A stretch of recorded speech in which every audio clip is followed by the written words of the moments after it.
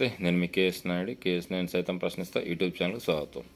వైఎస్ఆర్సీపీ మాజీ ఎమ్మెల్యే వల్లభనేని వంశీ ఈయన గతంలో టీడీపీలో ఉండి లాస్ట్లో వచ్చేసి వైఎస్ఆర్సీపీ పార్టీలోకి రావడం జరిగింది. గతంలో 24 ఎలక్షన్లో వైఎస్ఆర్సీపీ గన్నవరం ఎమ్మెల్యే టికెట్ ఇవ్వడం, దాంతో ఓడిపోవడం జరిగింది.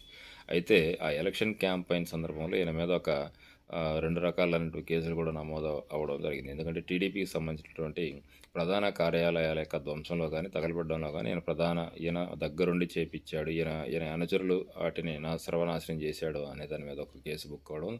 అదేవిధంగా టీడీపీ సంబంధించిన కార్యాలయంలో గన్నవరంలో ఉన్నటువంటి పార్టీ ఆఫీస్ మీద జరిగినటువంటి దాడిలో ఆ కంప్యూటర్ ఆపరేటర్ అయినటువంటి సత్యవర్ధన్ ఇచ్చినటువంటి స్టేట్మెంట్ ప్రకారం ఆయన మీద కూడా SC/ST అట్రాసిటీ కేసు నమోదవడం జరిగింది. సో ఆ సందర్భంలో అరెస్ట్ చేస్తారనుకున్నటువంటి తరుణంలో కోర్టు నుంచి యాంటిసిపేట్ బెయిల్ తెచ్చుకోవడంతో ఆయన రాజకీయాలకి కొంచెం దూరంగానే ఉన్నాడు. సో గన్నవరంలో ఉండకుండా హైదరాబాద్లో ఎక్కువ సమయం గడుపుతున్నటువంటి పరిస్థితి. సో ఈ 2-3 రోజుల కింద జరిగినటువంటి ఒక ఘటన ఏదైతే టీడీపీ ఆఫీస్లో పనిచేసినటువంటి ఈ సత్యవర్ధన్ అనేటువంటి వ్యక్తి, నాకు ఈ కేసుకి ఎలాంటి సంబంధం లేదు, పోలీసులు నా చేత బలవంతంగా రాపిచ్చారని చెప్పి మెజిస్ట్రేట్ ముందే అఫిడవిట్ ఇవ్వడంతో ఈ కేసు నీరుగారిపోయిందని అనుకున్నటువంటి తరుణంలో ఇది మళ్ళీ కొత్త అధ్యాయం మొదలైందా అనుకోవాలి. సో ఆ కేసు వీగిపోతుంది అనుకున్నటువంటి తరుణంలోనే ఇంకో కొత్త కోణంలో ఈ కేసుని తెర మీదకి తీసుకురావడం జరిగింది. ఎవరైతే సత్యవర్ధనులక మదరు మా అబ్బాయిని కిడ్నాప్ చేసి ఇట్లా అఫిడవిట్ రాయించారు, భయభ్రాంతులకు గురి చేశారంటే ఉద్దేశంతో కిడ్నాప్ కేసు పెట్టడంతో వల్లభనేని వంశీ, హైదరాబాద్లో ఉన్నటువంటి వల్లభనేని వంశీని నిన్న రాత్రి అరెస్ట్ చేయడం జరిగింది. ఈరోజు హైదరాబాద్కి నుంచి విజయవాడకి పోలీస్ కమిషనర్ ఆఫీస్కి తీసుకురావడం జరిగింది. అయితే ఇక్కడ కొసమెరుపు ఏంటంటే, ఏదైతే వల్లభనేని వంశీ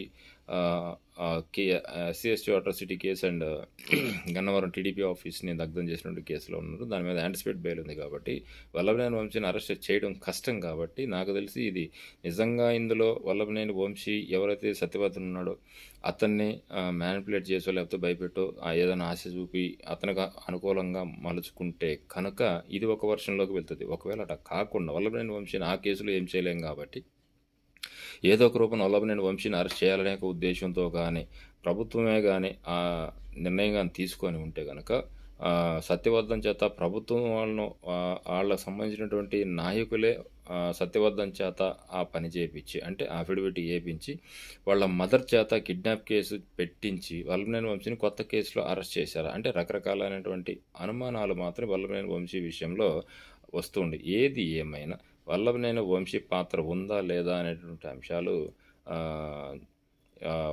ఎంక్వైరీ డిపార్ట్మెంట్ పరిధిలో ఉంటుంది కాబట్టి అరెస్ట్ అయితే చేయగలిగారు. సో దానికి బెయిల్ వస్తుందా లేదా అన్నది వాళ్ళు డిఫరెంట్ టైప్ ఆఫ్ సెక్షన్స్ కింద కేసు నమోదు చేస్తున్నారు, లేకపోతే ఇంకేదైనా కొత్త కేసులు ఏమైనా పెడుతున్నారు అన్నది పోలీసు వారు ప్రెస్ నోట్ ఇచ్చేంతవరకు మనకు దాని మీద పూర్తి సమాచారం ఉండదు. కాబట్టి ప్రస్తుతానికి జరిగినటువంటి సంఘటనలు చూస్తే ఖచ్చితంగా వల్లభనేని వంశీని మనం ఏదైతే గతంలో చెప్పుకున్నామో ఫిబ్రవరి 1, 2 వీకుల్లో కొన్ని అరెస్టులు జరుగుతాయి, వైసీపీకి సంబంధించిన నాయకులని అరెస్టులు జరుగుతాయి. కృష్ణా డిస్టిక్, ఏలూరు, కృష్ణా ఏరియా ఉన్నటువంటి ప్రాంతాల్లో కొన్ని అరెస్టులు జరుగుతాయని ఎలా అయితే చెప్పుకున్నామో దాని ప్రకారమే ప్రభుత్వం పోతూ ఉంది. ఏది ఏమైనా రాష్ట్రంలో మాత్రం కొన్ని అంశాలను ప్రజలకు తెలియకుండా డైవర్స్ పాలిటిక్స్ మాత్రం జరుగుతున్నాయి అనడంలో ఎలాంటి సందేహం లేదు. సో ఈ సందర్భంలో వల్లభనేని వంశీని అరెస్ట్ చేయవలసినటువంటి అవసరం ఏంటి?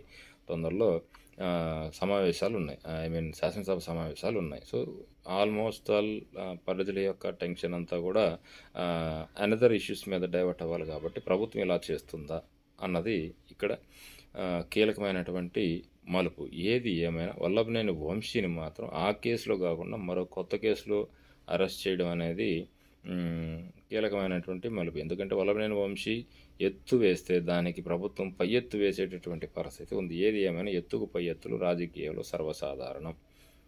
Thank you.